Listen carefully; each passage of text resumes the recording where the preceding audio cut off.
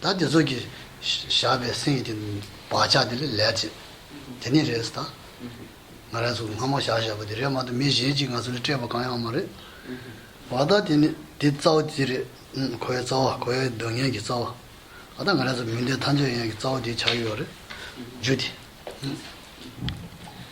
Et en fait, ce qui constitue l'origine de la souffrance, ou d'autres termes, l'origine de notre errance dans le cycle des existences, ce sont donc les facteurs perturbateurs de l'esprit et le karma. Ce qui est comme le facteur perturbateur comme dominant, c'est l'ignorance. Et donc, sous l'emprise de l'ignorance, se développent de nombreux autres facteurs perturbateurs tels que le désir attachement, l'aversion, la haine, la jalousie, l'orgueil, l'avarice, etc.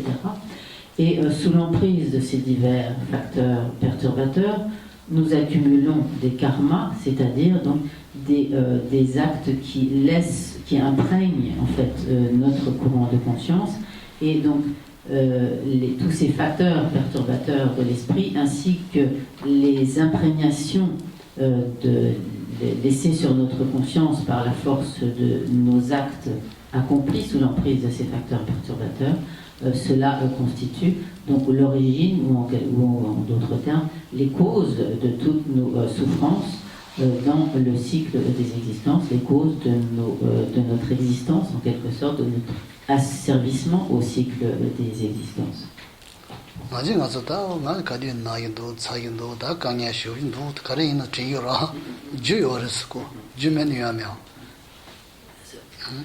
Et donc, ainsi, ce qui est la cause de toutes nos expériences, ce sont donc ces karmas et ces facteurs perturbateurs de l'esprit. Et il n'y a pas, en dehors de ces causes que nous avons nous-mêmes accumulées, de causes d'agents extérieurs qui seraient à l'origine de toutes nos expériences et de notre asservissement au cycle des existences. De manière générale, si par exemple nous sommes malades, nous avons des problèmes, etc., très souvent, nous ne pensons pas à ce qui en est véritablement la cause, ce qui en est la cause profonde, mais en réalité, toutes nos expériences sont des résultats, et étant des résultats, elles ont une cause, et cette cause, en fait, la cause principale a été accumulée par nous-mêmes.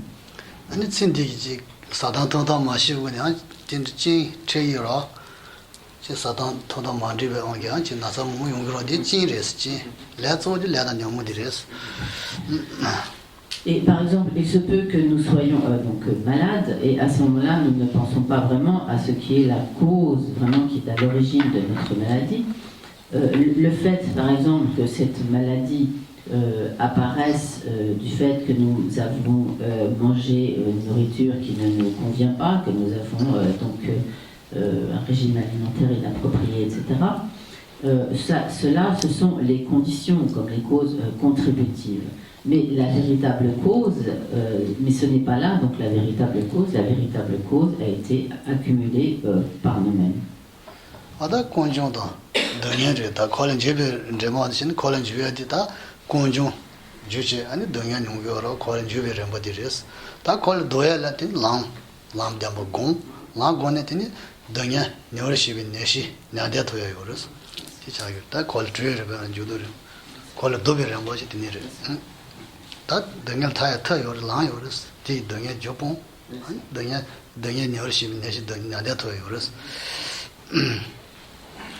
Et donc ainsi ces causes de notre maladie, par exemple, ont été accumulées par nous-mêmes par des karmas avec lesquels qui ont imprégné donc notre conscience. Lorsque nous méditons ainsi donc sur la vérité de la souffrance et sur la vérité de l'origine de la souffrance, nous voyons alors que ce sont donc les vérités concernant le processus selon lequel nous sommes comme engagés dans le cycle des existences, nous sommes comme impliqués dans le cycle des existences. Donc l'origine de la souffrance étant la cause et la souffrance étant donc le résultat qui est donc engendré par l'origine de la souffrance. Mais il est possible donc de se libérer du cycle des existences, et donc d'éliminer la souffrance en éliminant sa cause. Pour cela, il est nécessaire de mettre en œuvre donc les vérités par lesquelles en quelque sorte, comme on échappe ou on remédie ou on contre le cycle des existences. Et pour cela, il est nécessaire de mettre en œuvre la vérité du chemin. Et grâce à la pratique de la vérité du chemin, on fait régresser l'origine de la souffrance, c'est-à-dire on fait régresser les facteurs perturbateurs de l'esprit jusqu'à les éliminer complètement. Et de cette manière, on atteint la vérité de la cessation et on parvient à la totale élimination de la souffrance et donc à la libération. Et ces deux vérités, donc vérité du chemin et vérité de la cessation, sont donc les vérités libératrices.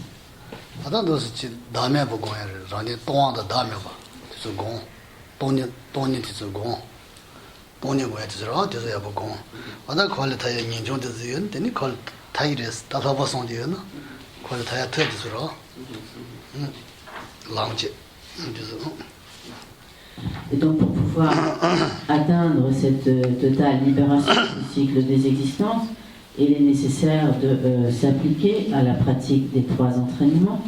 Parmi ces trois entraînements, donc la base est constituée par l'entraînement à l'éthique, et il conviendra donc également la base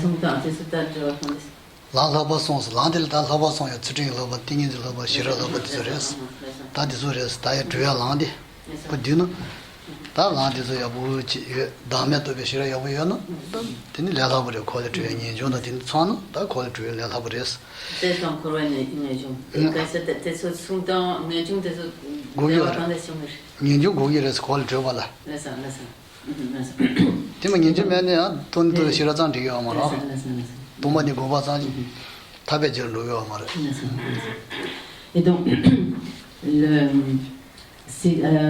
cette pratique des trois entraînements devra donc être associée au renoncement au cycle des existences.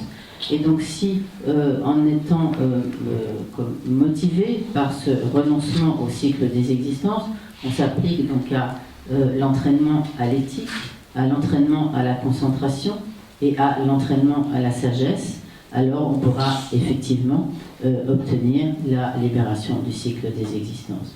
Donc en effet, pour cela, il est indispensable de parvenir à la sagesse qui réalise donc le non-soi, qui réalise la vacuité. Et si cette sagesse qui réalise la vacuité est ainsi donc associée au renoncement, à une juste éthique et à la concentration, elle permettra donc effectivement d'obtenir la libération du cycle des existences.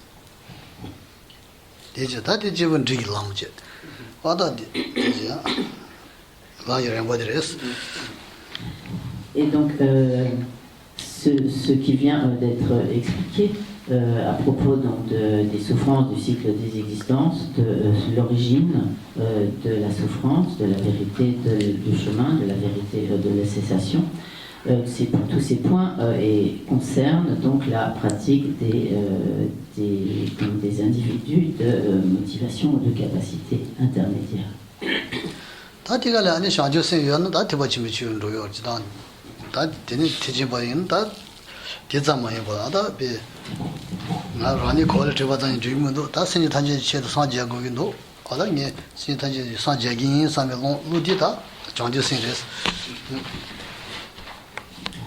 Donc, lorsqu'on a vraiment développé l'esprit d'éveil, à ce moment-là, on entre sur la voie des pratiquants supérieurs.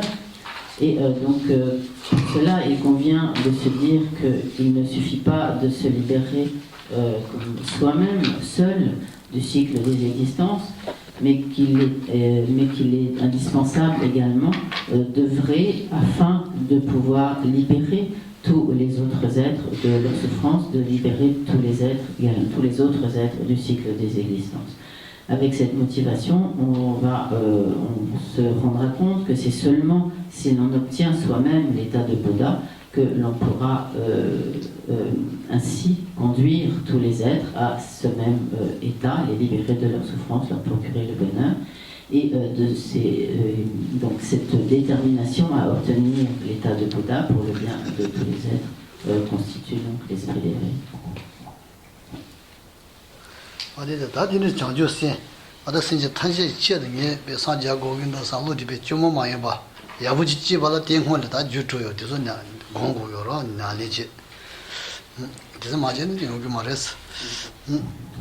Mais donc, pour pouvoir vraiment faire apparaître en soi l'esprit d'éveil d'une manière vraiment spontanée, qui soit non artificielle, il est indispensable de méditer sur ce qui constitue les 6 causes de cet esprit d'éveil.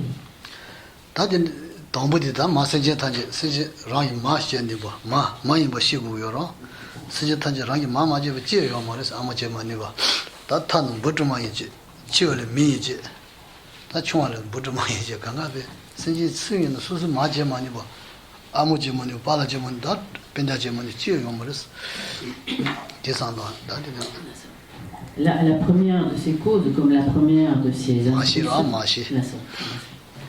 la première de ces instructions consistera à prendre conscience du fait que tous les êtres ont été notre mère tout au long de nos pérégrinations dans le cycle des existences. Nous avons pris en effet tant de naissances dans le cycle des existences qu'à un moment ou un autre, tous les êtres ont été notre mère, ils ont été également notre père, nos proches, etc. Donc, et ainsi, nous devons arriver à reconnaître tous les êtres comme notre mère, comme ayant été donc, nos mères dans le cycle des existences. Et lorsqu'il est dit ainsi tous les êtres, cela s'applique donc tous les êtres humains, mais également tous les êtres du cycle des existences, même une petite fourmi.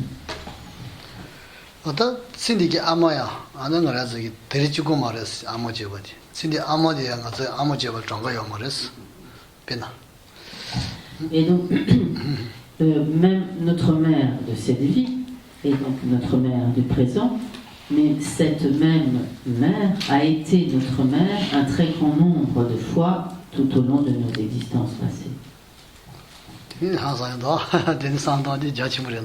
Donc, lorsque nous envisageons cela, c'est quelque chose d'assez incroyable. Et cela nous amène à voir les choses de manière extrêmement vaste.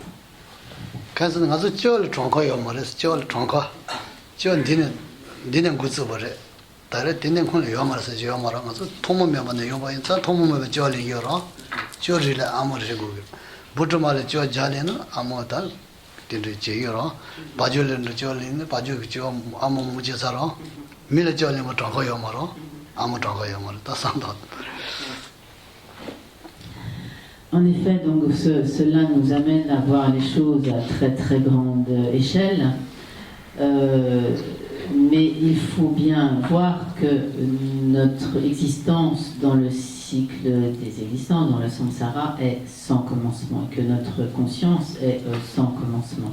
Et ainsi, donc, nos naissances ont été ainsi comme innombrables, mais totalement infinies.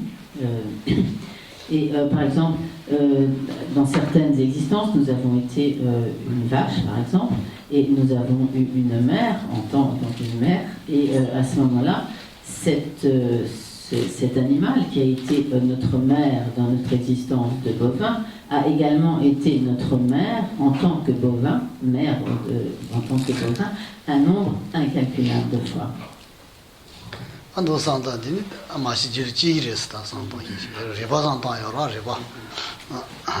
Donc si nous réfléchissons sur ce point de cette manière, nous arriverons vraiment à faire apparaître en nous cette prise de conscience du fait que tous les êtres ont été notre mère, mais il faut vraiment envisager les choses à très grande échelle.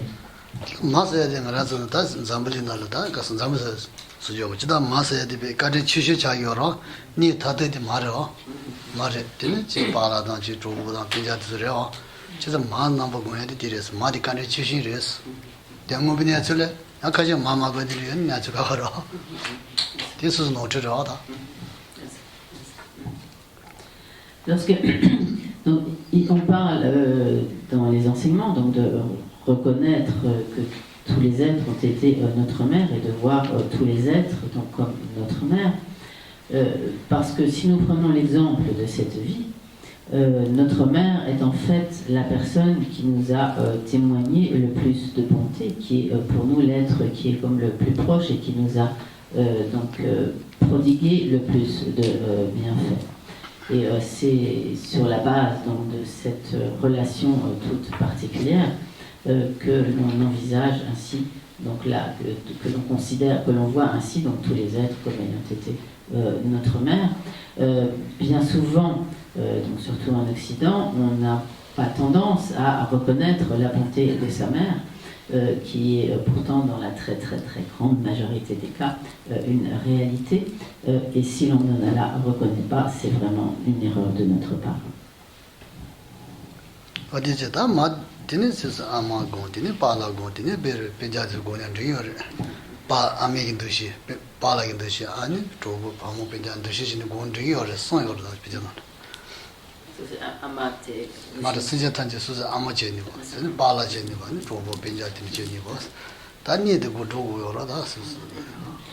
Et donc de la même manière que nous méditons sur le fait que tous les êtres ont été notre mère, nous pouvons méditer également sur le fait qu'ils ont tous été notre père, qu'ils ont été nos amis, qu'ils ont été nos proches, etc.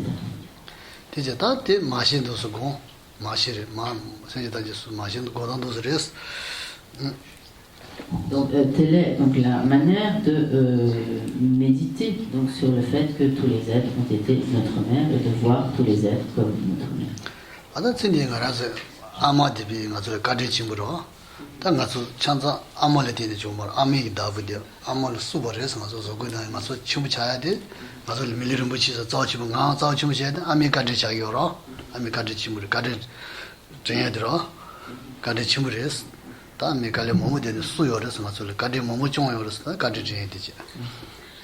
Donc la deuxième cause, comme la deuxième instruction, consiste à se souvenir ou prendre conscience de la bonté de notre mère. Donc en effet, si nous sommes en vie actuellement, si nous pouvons jouir de cette précieuse existence humaine, c'est grâce à la bonté de notre mère qui a pris soin de nous dès notre naissance, qui nous a élevés, qui nous a prodigué de très nombreux soins, qui a veillé donc, à notre éducation, etc., et qui nous a ainsi prodigué d'innombrables bienfaits.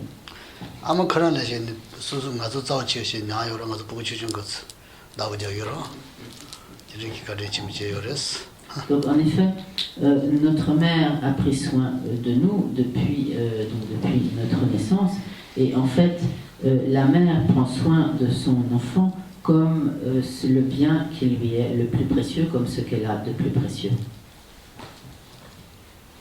Oui, oui, n'est-ce pas?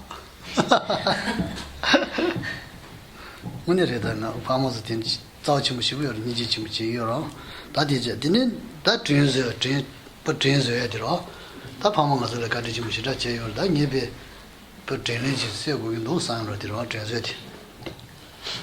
Donc lorsque nous prenons ainsi conscience de la bonté de notre mère, et donc de tous les êtres nous ont témoigné en tant que notre mère, et également donc, de la bonté de notre père, etc. Donc nous développerons en nous la volonté de leur retourner tous ces bienfaits, de leur témoigner notre gratitude en leur retournant donc, tous ces bienfaits.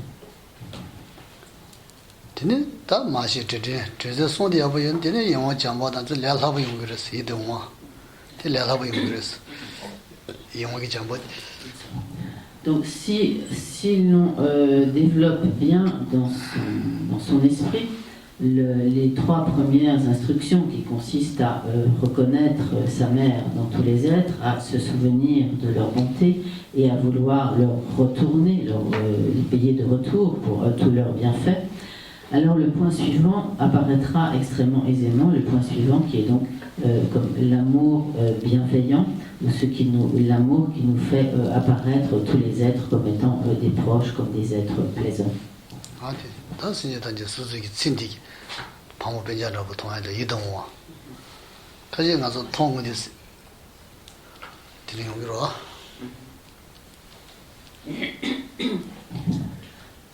Donc en effet, par ces trois premières instructions, nous arriverons à développer cet amour bienveillant qui est illustré donc, par exemple par la relation que nous avons avec certaines personnes proches dans cette vie, qui, comme nos amis, nos frères et sœurs, les personnes que nous aimons, et qui, dès que nous les voyons, suscitent en nous de la sympathie, de l'affection, etc., pour lesquels nous éprouvons donc des sentiments de très grande proximité.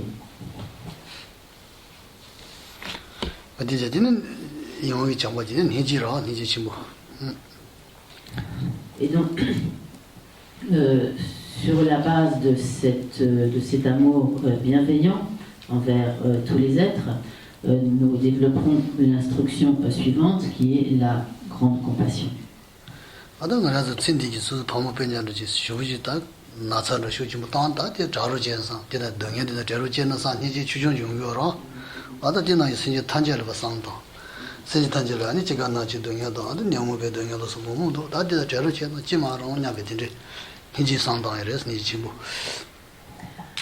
De manière générale, lorsque des êtres qui nous sont proches, tels que nos parents, nos enfants, notre famille, nos amis, etc., souffrent, s'ils sont malades, nous nous sentons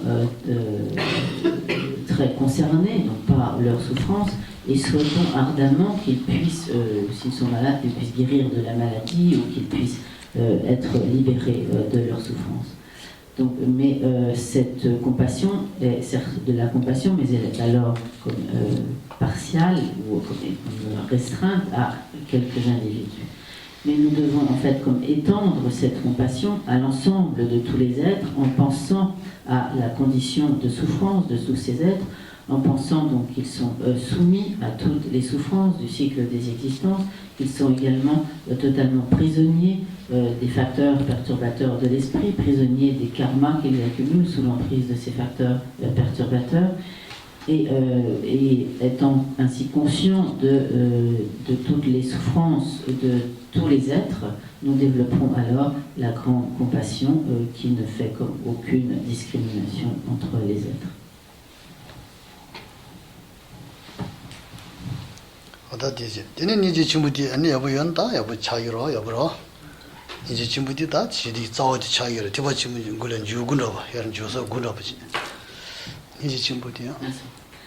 Donc développer cette grande compassion est extrêmement important. C'est comme la racine du grand véhicule. C'est en fait ce qui nous ouvre l'accès au grand véhicule.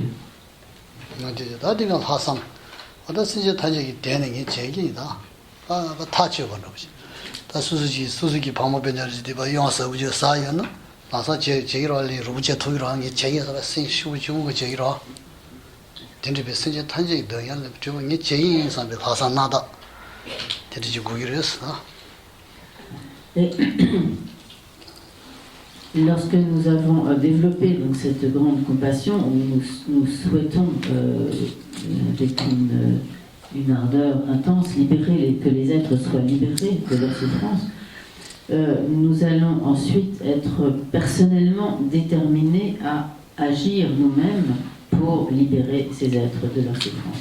Par exemple, si à présent des personnes qui nous sont très proches, telles que nos parents, nos enfants, etc., se trouvent dans un grand danger, ils sont par exemple sur le point de tomber dans un précipice, nous n'allons pas attendre pour envoyer quelqu'un d'autre pour les protéger, mais nous-mêmes, nous allons immédiatement nous dire je vais faire tout ce que je peux pour essayer de les protéger et de leur éviter les souffrances qui les menacent.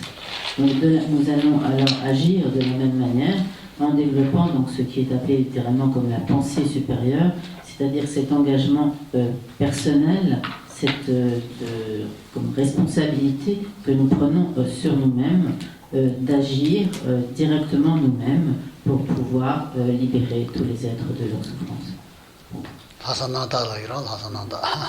Donc c'est ce qui est appelé comme précisément la pensée supérieure parfaitement pure.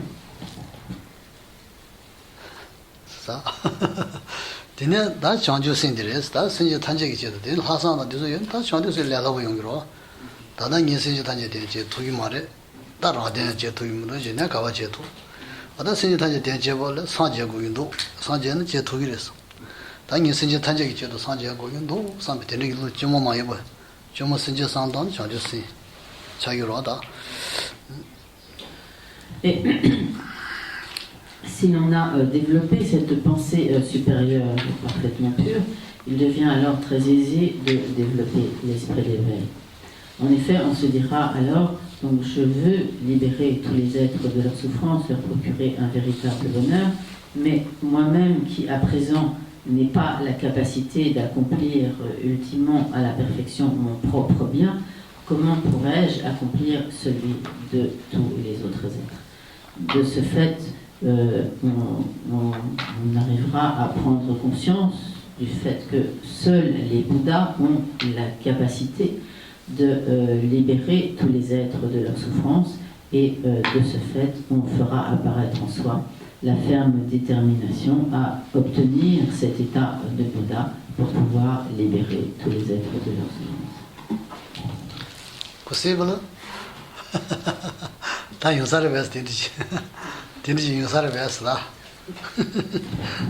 Est-ce que vous pensez que c'est possible? Comment? C'est mon beau.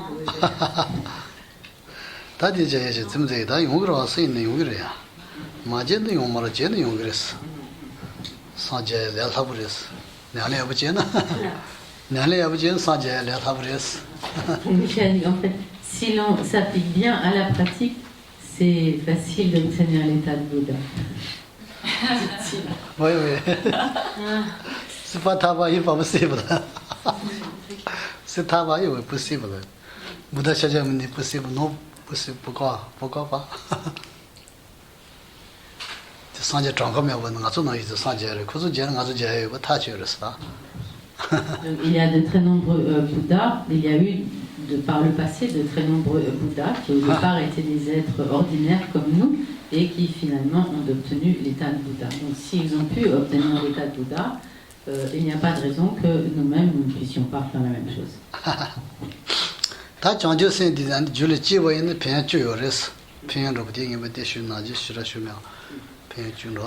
Lorsque l'on a fait apparaître en soi l'esprit d'éveil, cela comporte de nombreux bienfaits et ces bienfaits sont comme énumérés en 10 bienfaits.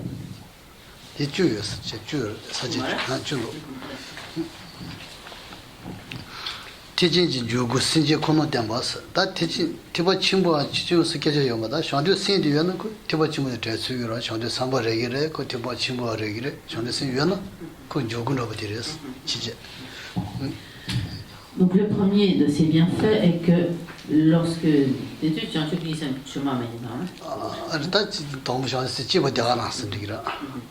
donc lorsque l'on a fait apparaître en soi l'esprit d'éveil, on devient donc un bodhisattva et et donc on est entré sur la voie du grand véhicule et donc on devient finalement comme un mahayaniste, donc un pratiquant du grand véhicule.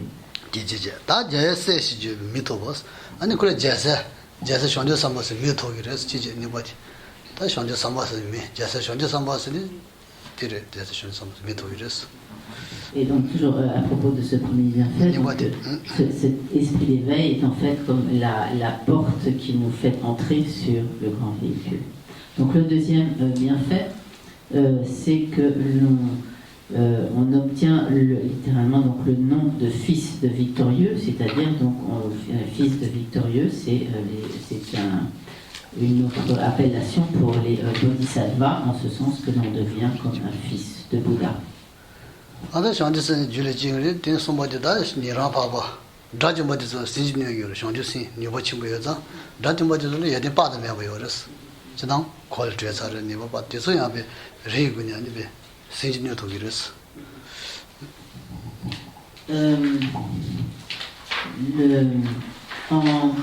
j'ai une 리스디다 션제스 이군이 한데 션제스 이군이 선샤리게 대지군이 아니 봐줘디 이거 수인이요랬어. Le troisième bienfait est que du fait donc, de l'esprit d'éveil, de la présence donc, de l'esprit d'éveil, on surpassera alors les Sravaka Arat. Sais-tu, on surpassera les Sravaka Arat et les Pratyaka Bouddha. Pourtant, donc ces arats donc, du petit véhicule sont des êtres qui ont de très développées, de très très nombreuses qualités. Néanmoins, par la seule force du développement de la présence donc, de l'esprit d'éveil et par la force des qualités de l'esprit d'éveil, on surpassera ces Sravaka et ces Pratyaka.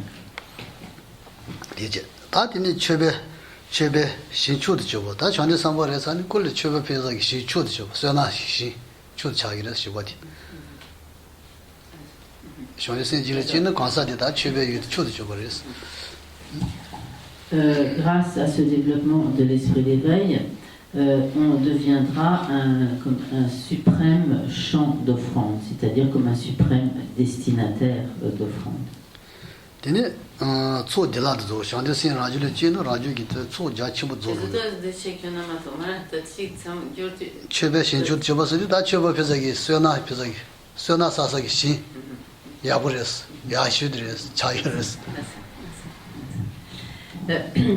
En effet, donc, Choba Pinayan, c'est un sagiré.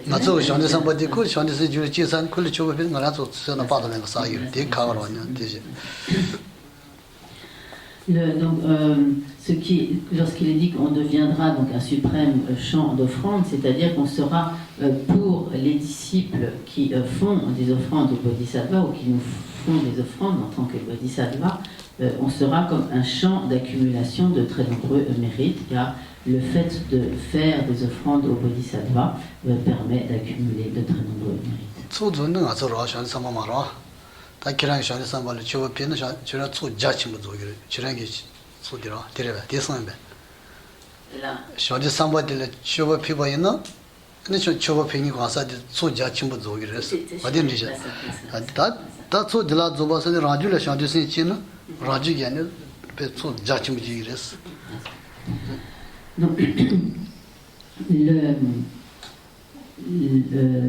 Donc, grâce au développement de l'esprit d'éveil, on accomplira très aisément les accumulations. En effet, donc, sur la base de l'esprit d'éveil, toutes les pratiques effectuées pour s'appliquer aux diverses accumulations prendront beaucoup de puissance, beaucoup d'efficacité, et donc on pourra procéder ainsi très aisément aux accumulations.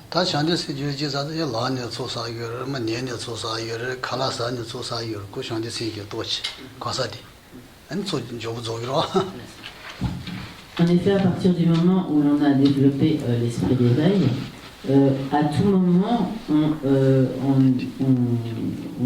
accumule donc, des mérites. À tout moment, on procède donc, aux accumulations, que l'on dorme, que l'on se lève, que l'on mange, que l'on aille, quoi que l'on fasse, ces accumulations s'effectuent.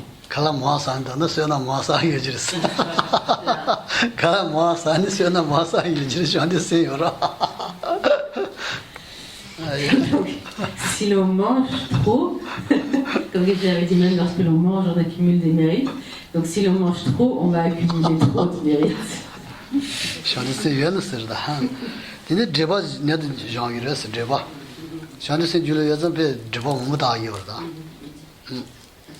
Et donc, grâce aux accumulations, on purifiera de nombreux voiles et de nombreux obstacles, de nombreuses négativités.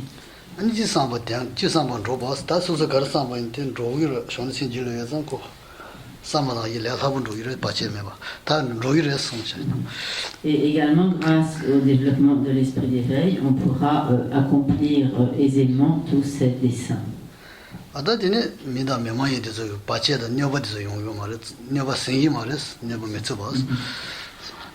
à l'esprit d'éveil également, on ne sera pas affecté par les nuisances et les interférences humaines ou non humaines.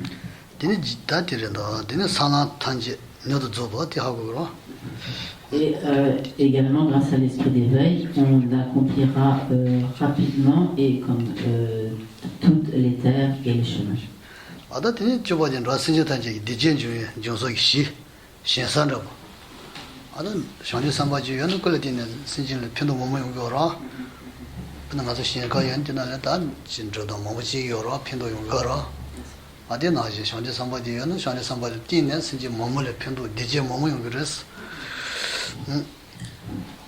Et grâce à l'esprit d'éveil également, donc on deviendra un champ d'où surgissent tous les bonheurs et toutes les joies des êtres. Donc en effet, lorsque l'on dispose par exemple d'un champ fertile, lorsque l'on semence ce champ fertile, on peut obtenir donc une bonne récolte.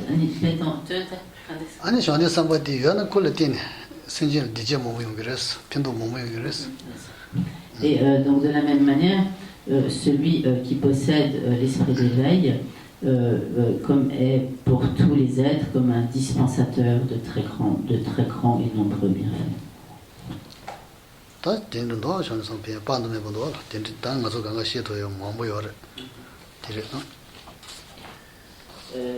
Il y a ainsi donc de très très nombreux bienfaits qui découlent du développement de l'esprit d'éveil, mais nous ne pouvons pas les détailler à présent.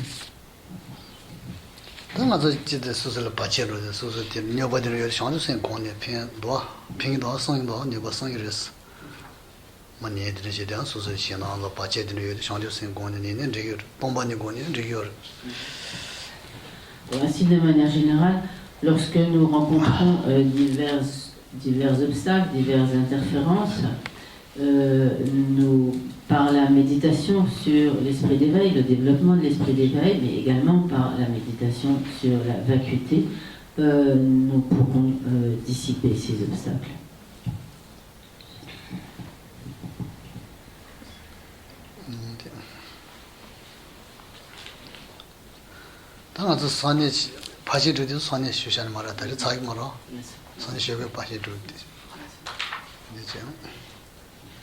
Donc, comme Geshe-la n'aura pas le temps de terminer, tout ce qui concerne les perfections, les paramitas aujourd'hui, il abordera ce point demain.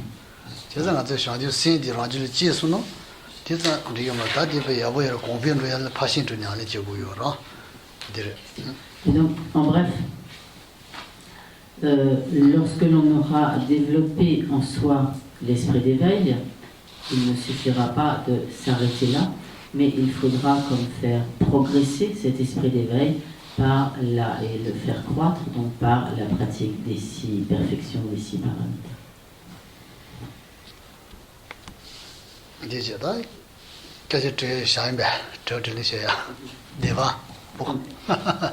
Est-ce que vous avez des questions?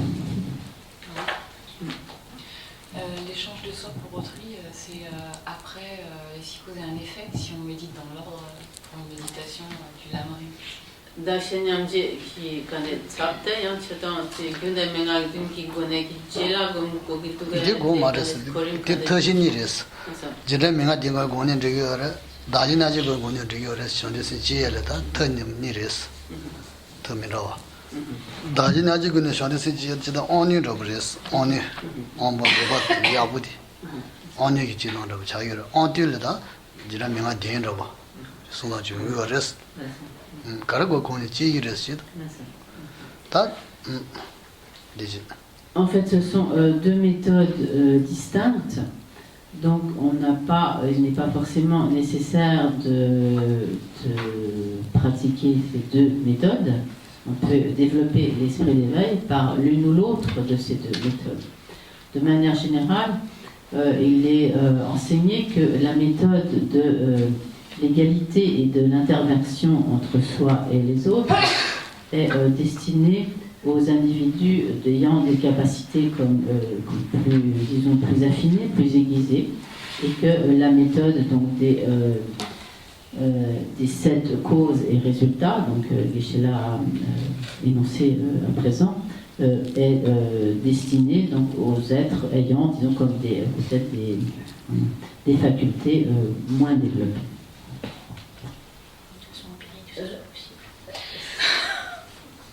En fait, dans le...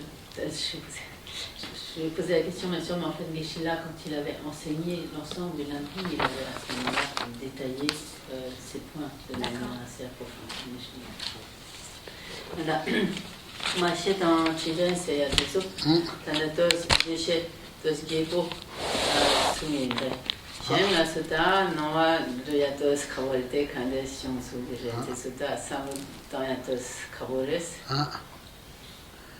마시 지카고 싫어요레스 마시 지돈 되네 드린 라라고 용기를 대 주셔야 되네 영어 좀 라라고 마시리 깔라고 싫어요레스 동부 지 Donc effectivement, le premier de ces 7 points, la première de cette instruction qui consiste à reconnaître sa mère dans tous les êtres est extrêmement difficile.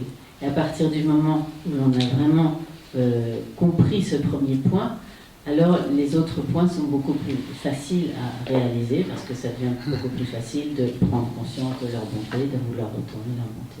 Donc c'est normal, disons que ce premier point est effectivement très difficile à réaliser. 다들 수수 절 상도 절 투모메 고야상 될 이치연의 정함을 정함을 수 정함 장고메 고야서 절을 아마를 여러 다들 상단 안도 상단 되는 맛이 제일 Donc pour cela, il faut vraiment penser à l'infinité de nos naissances passées. Donc il faut arriver déjà à une très claire conviction de l'existence des naissances passées, évidemment. Et ensuite vraiment arriver à envisager, à prendre conscience de l'infinité de toutes nos naissances passées, et en pensant qu'à chacune de ces naissances, nous avons une mère, et que nous avons eu dans le passé tant de naissances, donc arriver à concevoir cette infinité de nos naissances dans le passé, et dans toutes les conditions d'existence, du cycle des existences, et dans de nombreuses conditions d'existence du cycle des existences, où nous avons eu donc un nombre finalement de mères totalement infini, de sorte que tous les êtres ont été notre mère. Donc il faut effectivement arriver à faire ces réflexions à très très grande échelle, quoi, et penser vraiment à l'infinité de nos naissances et passées.